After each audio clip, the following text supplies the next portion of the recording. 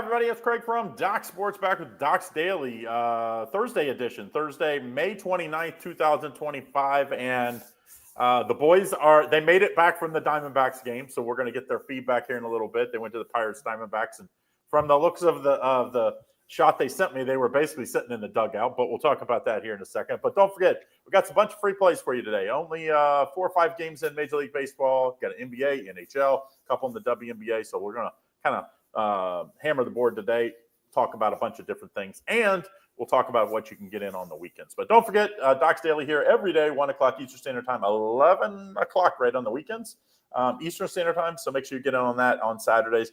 And then don't forget, if you haven't done so, make sure you get in on that free $60 account for new customers. If you haven't done it before, you can only do it one time, free $60 at the end of DocSports.com, just as the link is here, and you can get on that free $60 account. A couple big plays out today, but not a ton because the board's light. Robert, how have you been doing, and do you have any big plays today? No big plays today. I'm still smarting from Tuesday where I lost Arizona on the run line, 5-unit play. They were up 6-2, blew it.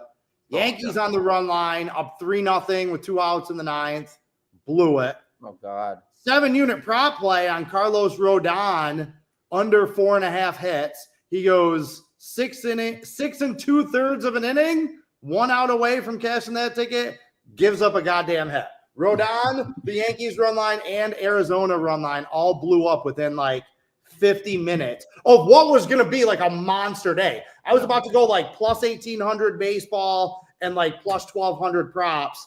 And instead I ended up like losing in both. So still holding back. No, I see a play on Saturday in MLB that I like. I think I know the numbers. So, and as you know, I'm kind of checked out of NHL and NBA. So keeping it light. Yeah. Nice win last night by Oklahoma City. They're moved on. Big NHL moved on as well. Tonight, potential another NHL and the NBA both could. So we basically could have a week off because I think the NBA doesn't play until next week from today, the final start, no matter what. I think they set their final.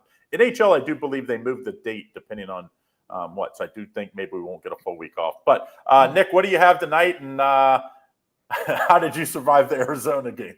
Yeah, I barely survived that one. We are 0-2 now. When I go to my top play in the games, I had the Bulls that first one. That was a blowout. And then yesterday, I mean, the Arizona Diamondbacks, they just 10-1 against the worst team offensively in baseball. They average 3 runs per game, and they scored 10 runs off Zach Gallen. And that second baseman for the Arizona Diamondbacks, I don't know who he was, where he was. He's got to go back down to the minors. I mean, he had an error in the first inning, and then he went to go turn a double play. He threw the ball into left field. I thought I was watching, Conference USA college baseball here. I was like, what is going on? Whoa, Conference USA just took a bullet. Anyway, folks, we are passing today on the baseball field. We're regrouping, reaccumulating. We got 1 play on the NBA side of things, 1 play on the NHL side of things, and 1 play in the WNBA. Low volume today. Still a little upset about yesterday, but we're going to take a step back and get ready for this weekend, Craig. What did you think of Gallen? Like seeing him live, like I know he's been a mess. And I don't really understand it, but like watching him pitch live, has he just lost it? Is it a control issue? Is it bad luck? Like, is he just a bust for the rest of the year? It's getting behind hitters. Future? It's getting behind hitters. Each hitter he got behind in the count, and then he's doomed for success. You have to get ahead of hitters. You have to go 0-2 against hitters. Then you could start throwing your curveballs, your changeups out of the zone. And he just kept leaving it up and high, and they just kept hitting the ball. Unbelievable. I think Zach Gallen, especially at home, if you saw Zach Gallen last year or the 2 years prior, when he was in Chase Field, he was absolutely dominant. Yeah. Now he has lost it. He's gotten behind hitters each start. It's just not good. Something's going on with Zach Gallen. I could go on and on for hours about Zach Gallen. Yeah, dude, he has been a low-key moneymaker for me for the last 2 years. Like, that guy is nasty. That guy has awesome stuff, and he's always super undervalued. But now he's just getting his tits lit up like every game. So I can't really get it. Like, you look at the metrics and you watch him pitch, it's like the stuff is still there, but he's just getting demolished every game. And I just wasn't sure if seeing him live, you picked up on something like, no, he's going to be fine. It's just kind of a fluke thing. Or if it's like, no, he's just not there. He's not great. I agree 100% with what Nick said. He's getting behind in the count on pitchers, but the biggest take is his 12-6. This guy lived off of that breaking ball, and that was why he's been so nasty for years on end. He's getting behind on pitchers. He's not even able to set himself up. Every single breaking ball that guy threw yesterday hung up in the plate, and that's why he got absolutely torched. That was what I took out of Zach Gallen yesterday. I mean, he's been absolutely atrocious, and it's been consistent now all season long and dating the end of last year. Same thing. But you also have to remember what we were watching yesterday was Zach Gallen, and then we'd go right after that, three outs later, we'd watch Paul Skeens pitch. There was just a gigantic separation of pitching differential. Skeens was absolutely mauling fastballs.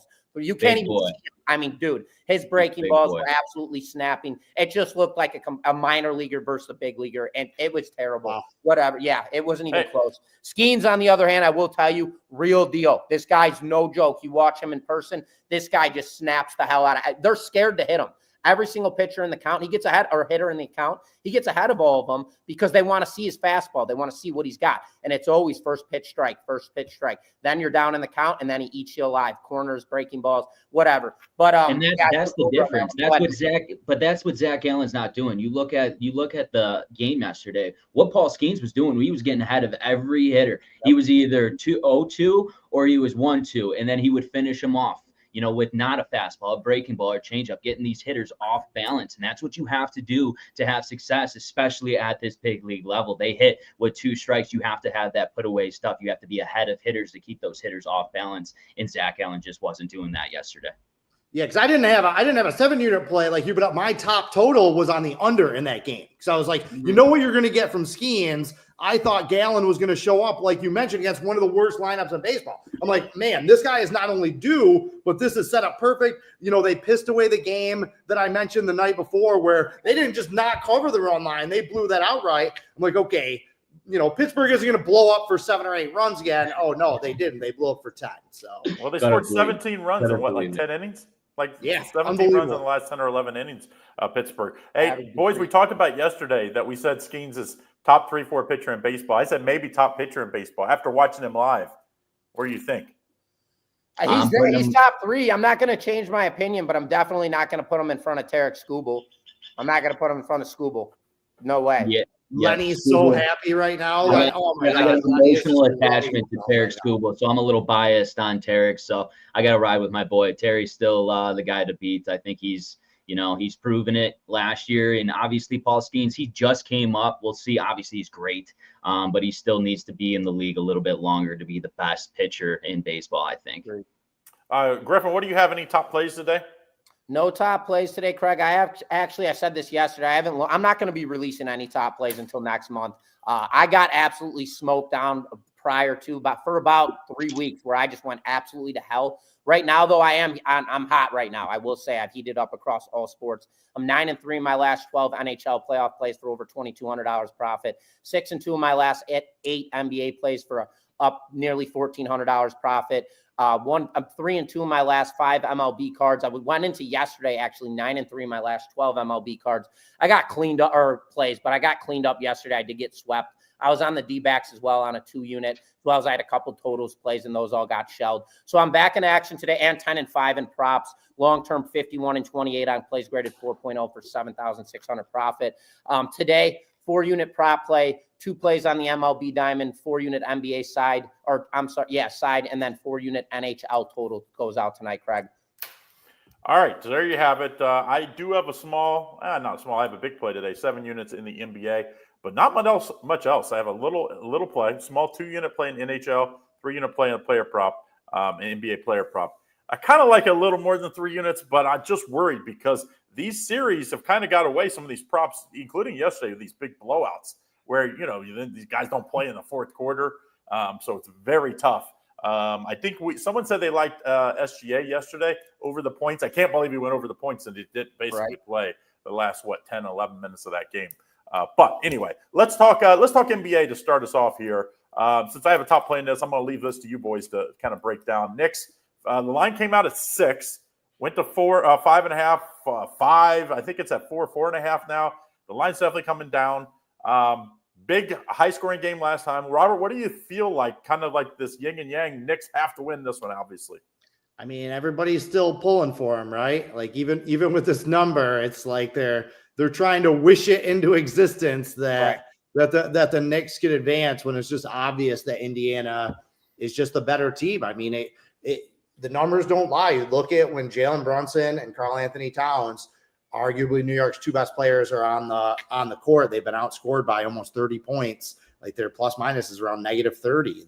I mean, it's the playoffs where 2 or 3 points either way makes the difference. They're just not as good as Indiana. And considering that the road team has had a lot of success in this series, I don't think playing in Madison Square Garden is going to scare Indiana, not with a 3-1. I like the style of play that Indiana brings to this game for an upset, okay? They're not scared. They're going to play at their pace. They're going to try and score a lot of points. I think that makes them a very active underdog, as opposed to if they were more of a defensive team or maybe more of an energy team where they're feeding off. Like, no, they're up 3-1. They're playing with house money. So they're going to be even more aggressive than they normally are. So I don't know. I don't see a ton of value because the Knicks have shown an ability. It's not just win these games with blowout teams in their home arena. But, you know, for me, it's Indiana or nothing. There's no way I would trust the Knicks to show up and be that team. So, you know, Indiana money line, Indiana plus the points.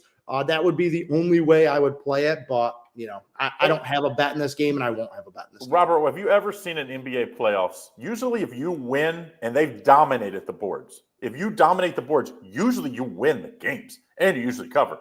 They're dominating that and still losing game. Is there – I mean, I know the three-point line is a great equalizer. And the turnover, like the Knicks haven't turned over the Pacers much. The Knicks did a really strange thing to me this year. Last year's team played so completely different than this year's team. Yeah. Last year's team looked like a Tom Thibodeau team. Defense, rebounding, energy. They did not pick up the pace. All season this year, watching the Knicks, watching them score in the 120s, in the 130s, I was always kind of like, you know, at some point, are they going to, turn the knob and go back to being like a Thibodeau defensive grinder type of team? And they just never did. And now it's catching up to them. At no point in this series have they tried to dominate the pace. The pace of this series is what has killed the Knicks, just like it killed Milwaukee and just like it killed Cleveland. They should have tried to slow this series down to a crawl, and they just have not been able to do it. And if you're going to play Indiana's game at their pace, they're going to beat you because they're set up to play like that. They're used to playing like that. And that's what the Knicks are realizing right now. Like, they need to try and slow this down and turn this series or turn this one game into a grinder and play better defense, frankly. Like, again, Brunson and Karl Anthony Towns are both negative defenders. Maybe you got to change up your rotation where they're on the court at different times. So you always have a go-to offensive guy, but you're a little better defensively. But I just don't see them making those adjustments. And, you know, after this series, they're going to look back and be like, oh, yeah, we should have done that. But they just they're banging their heads against the wall trying to do the same thing over and over again. Hard to slow it down against Indiana. I mean, they pick you up from the second you throw the ball in to the second the game's over. I mean, they just make you play their style. And they've been successful 3 series in a row. Griffin, what do you feel like? Any extra things to add in this one? I mean, Robert covered it all. Basically, there's really nothing to touch up on. You could look at this from a lot of angles and however you want to look at it. But I mean, just based off of what Indiana's done, what Robert just said, they've been by far the superior team this entire series, let alone the entire postseason in the NBA playoffs. They've been number 2, right behind OKC. And everybody keeps getting caught in this trap of must-win. I'm repetitive. Must-win situations, motivational factor, do or die, back against the ropes. I mean, this line posted right now with the New York Knicks laying 4.5 points. I mean, this is nothing more to me than a market scare. They're just trying to put fear once again back into your eyes. Like, oh, there's obviously a reason that the Knicks are laying 4.5 points in this game. I believe they're going to cover. People are playing all these mental games and mental waves with themselves instead of just throwing all that bullshit out of the table and ask yourselves the question, who's the better team here? Who's been the better team all series long? Who's winning the games? And that's the Indiana Pacers. There's nothing left to talk about. You like the Pacers today? Throw them in and you want a parlay, little sprinkle dust. Take Take the parlay, take a money line and throw them in with somebody else. You'll get some good value. You can juice those odds in a parlay. I know Robert hates parlays, then that's completely fine. Otherwise, take the 4.5 points that the market's given to you. Don't overthink this game. It's the same thing like game 1 at Madison Square Garden. The Knicks were laying 6.5 points. They got beat outright. It's the same thing. The market is just trying to cause fear. Don't even look at all that crap. I mean, the amount of phone calls and text messages I get from people. I'm on the Knicks tonight. I'm on the Knicks. Why? Why are you on the Knicks tonight? What have they done to prove to you that they're the better team here? And they're laying points. Quit overthinking it. Take the Pacers in this one. Take the points at plus 4.5. They're giving you bread. They're giving you extra. They're giving you love. Take it. Before we get to Nick, don't forget, get in on that Premium Plus. We actually have a little nice prop tonight in this one as one of the 3 Premium Plus plays. So if it's $49.99 a month, that's $2,700 worth of picks you get a month. Plus, you get Indian Cowboy Level 1 included. So make sure you get in it. But a nice little Premium Plus prop today. Speaking of props, anything you like in this one, Nick, as far as a prop side? Prop side? Like Brunson is over 30.5 tonight. And Halliburton, I think, is over 24.5, 25.5. Either one.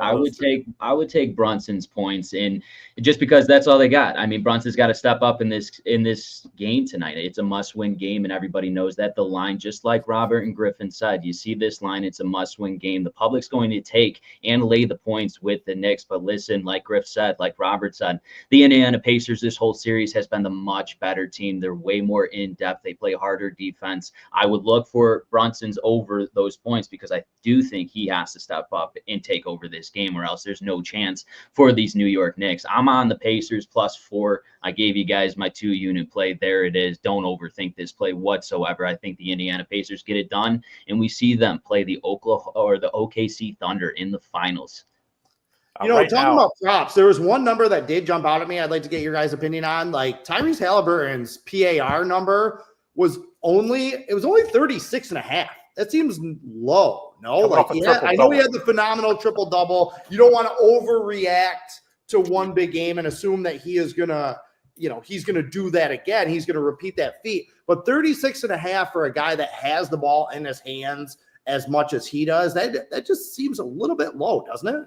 Don't you think that they're going to play? They're not going to let him just go off on points. They ran that double staggered ball screen like the entire fourth quarter, and they just torched them with it. They got to switch it up. You can't just keep doing the same thing. He's too good of a player.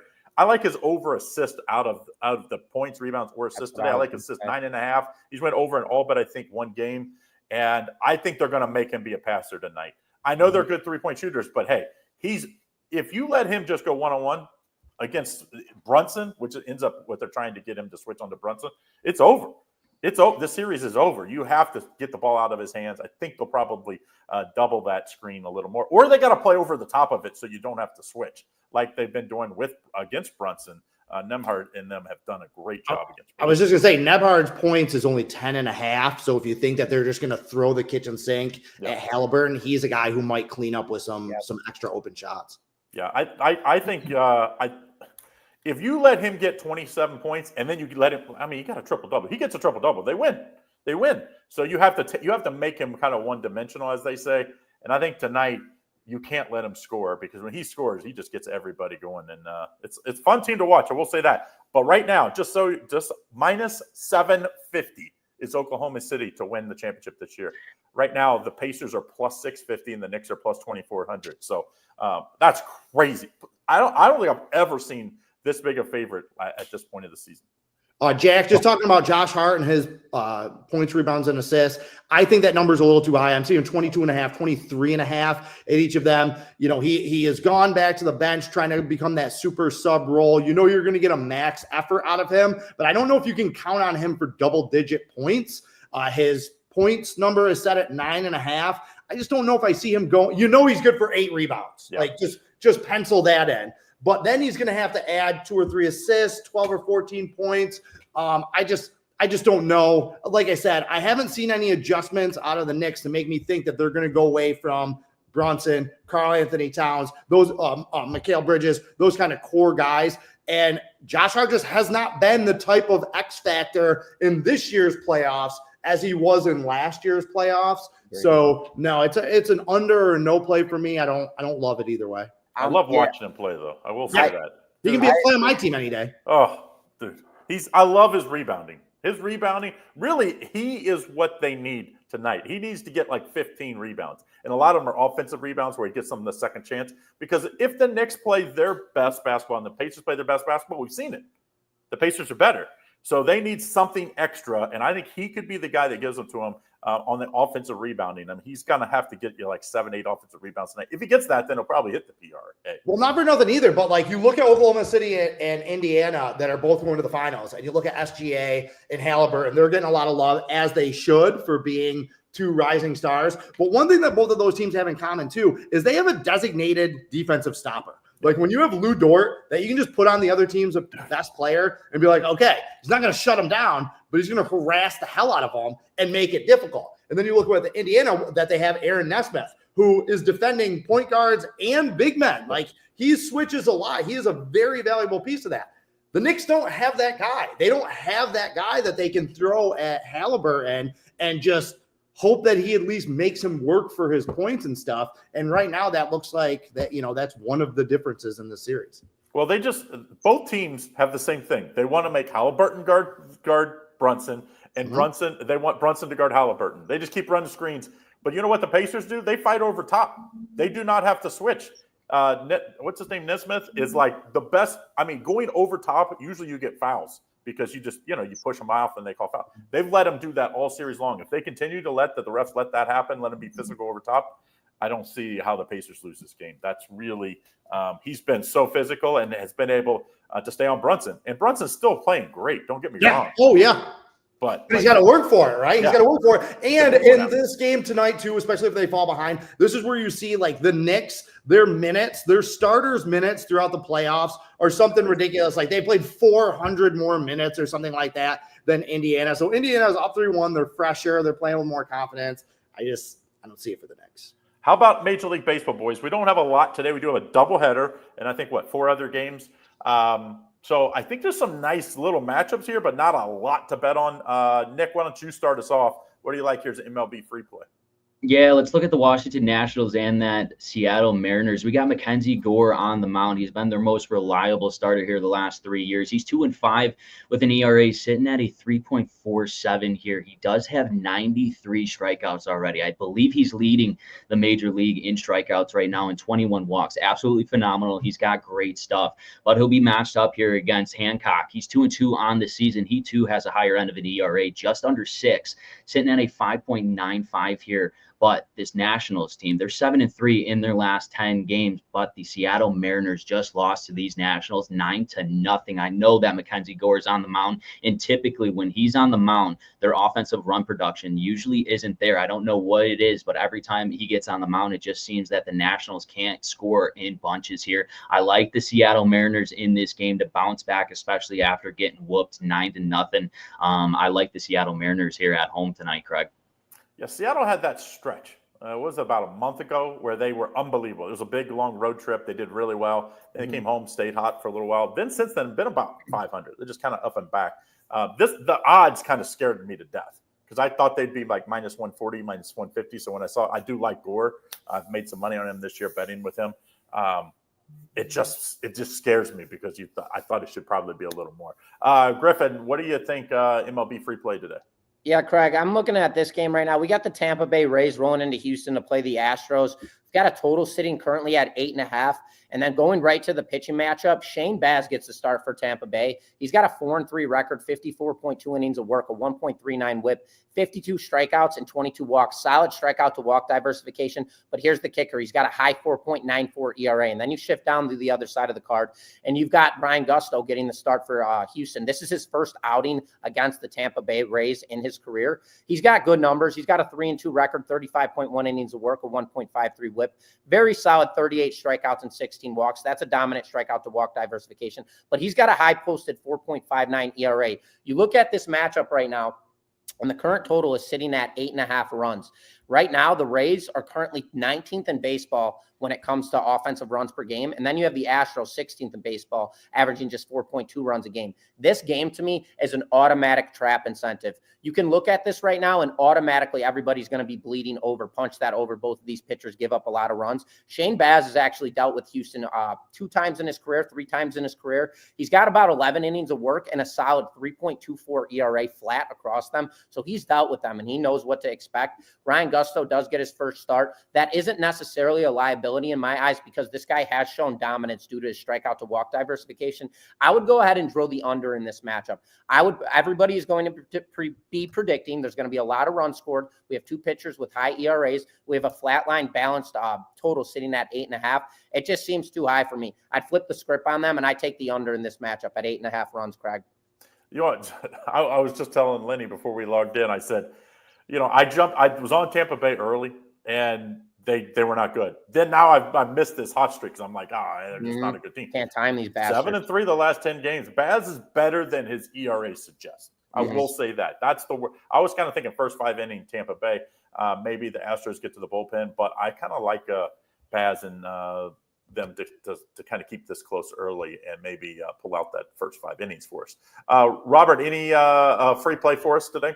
Yeah, absolutely. And to go back to talking about Washington and Mackenzie Gore, coming into the season, all the big talk was about like Sandy Alcantara and like he was going to be the big chip at the trade deadline. Yes. Like somebody needs to go make a move for Mackenzie Gore early. Don't wait for the trade deadline. Like I think he's legit. Like he would be a real nice addition. Like imagine if someone like San Diego or San Francisco gets their hands on him or Milwaukee or something like that to inject some life into their starters. But for me, for my free play, sorry guys, I'm going to keep it super duper simple. And we're going to take Toronto -1.5 plus 125. Yeah. Hey, we're all proud of the Athletics, the Oakland A's, the Sacramento A's, whatever. They got off to a real nice start. That's great for them. Now they suck. Now they have come back to complete reality. They are 3-17 in their last 20 games. They were at least hitting the ball. Like even if they got off to a good start and they were kind of good, bad, if that makes sense, because they could score. Their last 14 games, they've only scored 44 runs. It's 3.14 runs per game. So the hitting has dried up. Their pitching is awful. They lost 11 straight, won 1 game, and then lost 2 in a row to Houston by a combined like 16-5 or something like that. Like these guys suck pretty badly. Jacob Lopez is on the mound for them. Rookie. He's only made 4 career starts. His first start of the year, he went 7 innings of 1-run ball against the Phillies. That's not going to happen again. Like this is another guy that's going to come back to reality. So yeah, give me Jose Barrios and Toronto. Been pretty good against lefties. Plus money value on the run line. I don't see any reason for Oakland to turn it around today. I mean, look at the A's. It tells you like how tough it's going to be until they get at their own ballpark. They're 9-19 at home. They're 14-14 on the road. Yeah. Like that ballpark they play in is a little bandbox, and it's like that has not helped them. That has not helped them at all this year. I like a little free play on the under in that second Phillies game. I think that is a pretty good matchup. It was my top play, 6-unit play yesterday. It got rained out. I don't like the pitching matchup as much. Switch the pitchers. Yeah, yep. I hated that. So I still think Wheeler, and he's been so good this year, but I think the stronger play is the under. I think Sale, he's been a little better in his last few starts, and we know what he can do. I think you take the under in this matchup. I think the first game has potential to have some runs. I think the second game is going to be much tougher. Let's take the under in game 2 of the doubleheader, Phillies and the Braves. Now, let's talk NHL. Just a few minutes left. Nick, is this any chance they extend this series tonight? Because I have a free play video up on this. It's actually one of my premium plays because I think they do. I do think but am I wrong? I would lean with you, Craig, just because how well Dallas has played at home. But Edmonton obviously is the much better team here. You've seen it in the last 2 games. And Dallas has only scored, 2 goals in their last 2 games. Now they're back at home. They're not going to end their season here in front of their home crowd. I know that the Edmonton Oilers are a much better team. I myself have a futures ticket on the Edmonton Oilers to win the Stanley Cup. I think they will move on. But tonight in this game, I think the atmosphere in Dallas, they get it done for one more game, headed back to Edmonton where they stamp their ticket to the Stanley Cup. But I would look at this under in tonight's game. I think it's going to be a low-scoring game because I like Dallas here. I think Dallas's defense steps up, and first to 3 will win this game here tonight. Hey, I actually misspoke. I have them tonight, but I have them on the 3-way because I think they have to win in regulation. Like I think if it goes, they lose. So I took them. So I got it. If you take the 3-way line, win in regulation with Dallas, you get them at plus 130 right now. So it's a much better value. I think you should have plus money because I think they're not as good. Like you said, I think the Oilers are the better team. So to me, I need plus money. That's the way we get it. Robert, any opinion on this NHL game? No, just looking up. Edmonton is 7-3 in their last 10 games against Dallas. And you mentioned 2 goals in the last 2 games. They've only scored 2 goals in the last 3 games. As a matter of fact, the last 10 games against Edmonton. And Edmonton, not known for their defensive prowess. Dallas has only scored 20 goals in 10 games against them, while Edmonton has scored 36. I haven't seen enough. Look, I've been wrong about Edmonton the whole time, though, right? Like, they didn't look good. Now they look like a juggernaut. So just do the opposite of whatever I say when it comes to Edmonton. But I haven't seen enough fight from Dallas, and Edmonton just has too much momentum right now. I absolutely think that they can end it on road ice. And you know what? It was kind of the same thing for a lot of people that were jumping on Carolina, trying to find some sneaky value on Carolina last night at home. They got up 2-0, and it's like, okay, we see this, and all of a sudden, boom, 30 seconds, 2 goals from Florida, lights out. They win 5-3. I honestly think we could see something similar today, where maybe Dallas gets that first goal or gets that lead. A little in-game betting maybe on Edmonton to come back. I could see something crazy happening tonight. I like that. Griffin, could we possibly do the theory that we did last? It was we bet against Edmonton in the first period. Yeah, then, right. We made so much money. That's what I'm saying. No, I'm gonna be straight bland with this one, just like I've been with all the other ones. I don't know what we're talking about here. Edmonton has completely controlled the entire series. We're going into one game yesterday. Dallas has not. Dallas has won 1 period this entire series. 1 period. Not 1 game. Yes, they have 1 game, but that game was won in game 1. They were winning 3-0, or what was it? Whatever. They bulldozed 3-1. Yeah, 3-1 going into the in third. 1 period to win that game. Edmonton has had their number the entire series. They beat them on shots on goal. They beat them on hits. They've been way more pesky on the ice. They've scored their goals and executed. They've been far more dominant on the power play. What the hell are we talking about? This is the same thing going back to the T-Wolves OKC series, as well as the Knicks and the Pacers. Why are we overthinking this shit? Look at the game. Who has been better all series long? Who has proved to be more poised? Who has proved to bring more momentum? Who's proved to be more scrappier? That's the Edmonton Oilers. There's absolutely nothing to think about. You're getting them with plus value here tonight. Take the Oilers on the money line. They end this series tonight. Nick, just real quick, I want to go back to you. The Oilers' defense has been ridiculous this series. Like, I thought they couldn't. I thought it was going to come down to them in Florida, and I thought Florida is just a more complete team. If they play this defense that they have in this series, can they beat Florida too? Yes, they can, and it all comes down to Skinner. What has impressed me in this series has been Skinner. Okay, 1 goal. It does not phase him right now. He's looking solid. The defense have stepped up in a big way, and the defense puts pressure on the puck. They'll hit you. You know what I mean? And that same mentality is the Florida Panthers as well. They're both the same two teams going up against each other physicality wise. The Florida Panthers, they'll put hits on you. The Edmonton Oilers, they're putting hits on Dallas right now. Very good defense, but it's all because of Skinner, who's in net, and he's been absolutely fantastic in this series. We'll see. He's going to carry the Edmonton Oilers probably to the Stanley Cup, and if he's as solid as he is in net in this series, the Edmonton Oilers will win the Cup. All right, so hopefully I hear that we're going to have a good series in that one. I don't think the NBA Finals are going to be a great series. I think that's probably going to be a gentleman's sweep, 5 or 6 games type. I think the NHL, if we get Florida and Edmonton, could go 7 games, which that's what we all dream of if you like hockey and Stanley Cup Finals. So, all right, that's what we have for today. Don't forget, if you haven't done so, make sure you like and subscribe all of our videos, and make sure you follow along. We are here every day. Use that free $60 account if you're a new customer, of course. Go over to the grid and get in on it, and let's win tonight. Hope all your bets are winning ones. See you again tomorrow on Friday.